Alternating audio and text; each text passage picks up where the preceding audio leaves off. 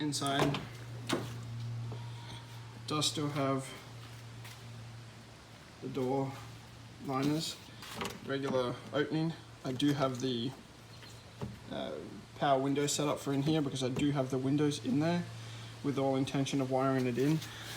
It does have the wiring behind the dash for wiring it in, but I have not wired it in as yet.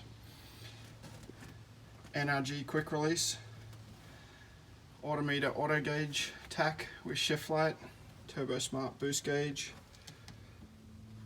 autometer pro comp gauges, oil pressure, volts and battery,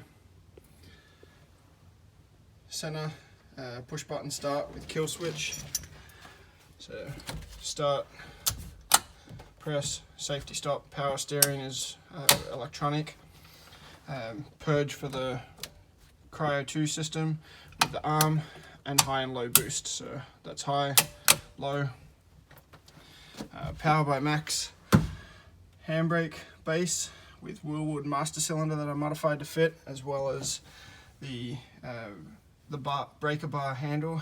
This was a pain in the ass to have to actually modify and make and be able to get it to work right, but after a significant amount of work we're able to get it to go through.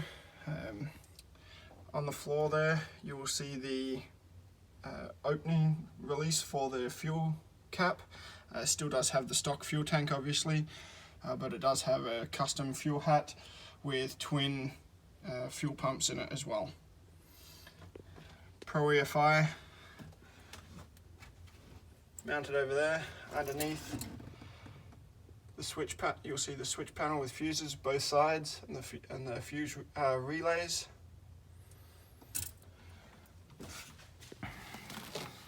Momo seats with G-force harnesses.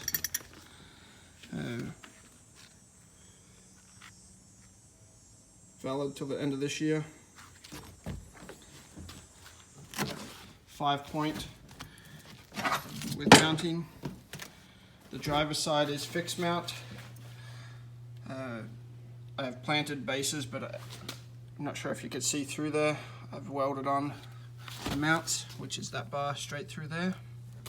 I also have this one in front so that you can move it forward for shorter drivers.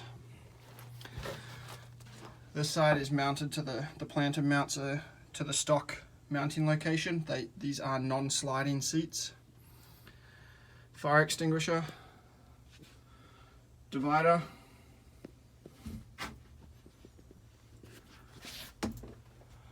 the electronic power steering pump out of a Holden Astra from Australia that I had shipped over.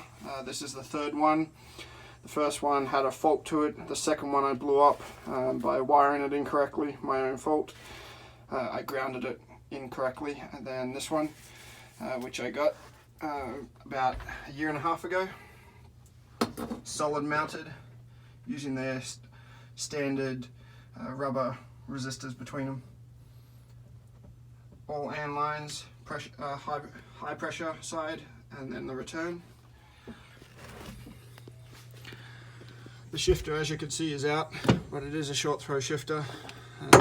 I like the feel of the stock shifter head, so that's why I kept it. The shifter boot does go over to keep some of the dust and additional crap out of. The harnesses are all Camlock style. Does have VIN plates. It is still street registered and legal. The power steering does have its own inbuilt fuse system to it. As you can maybe see through there.